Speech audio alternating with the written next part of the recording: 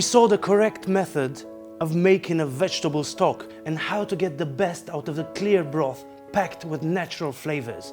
What about the roots that we have just simmered?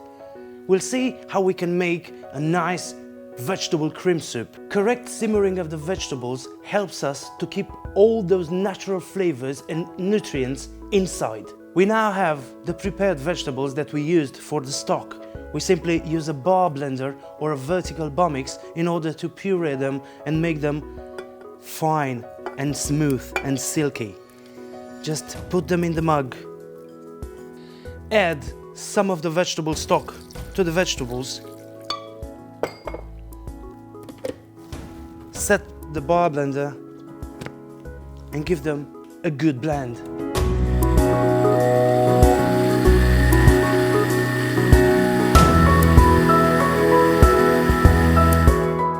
Now, take it out of the blender. It's really silky and really smooth. It pours just perfectly. And if you're not very happy with the texture, you can always reduce it on the stove. Just add a knob of butter to give it more personality and simmer it for a little while. Now would be a good moment to season your soup. Bit of salt, bit of freshly ground pepper, and keep stirring in order to melt the butter and finish its texture. This is a fine, creamy vegetable soup. And don't forget, before you think it's ready, just taste, taste, taste. Only you can decide whether it's ready or not. Lovely.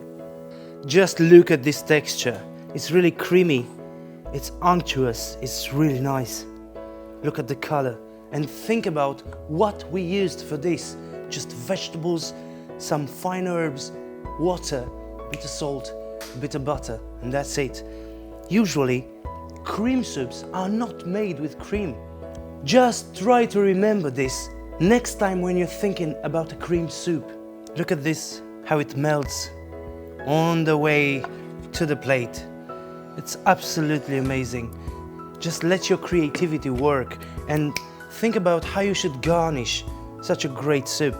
A few leaves of basil and a few drops of flavored oil. Whenever you're craving for a vegetable soup, just think about not buying it ready-made in a can at the supermarket, because making it at home, it's absolutely easy and beautiful.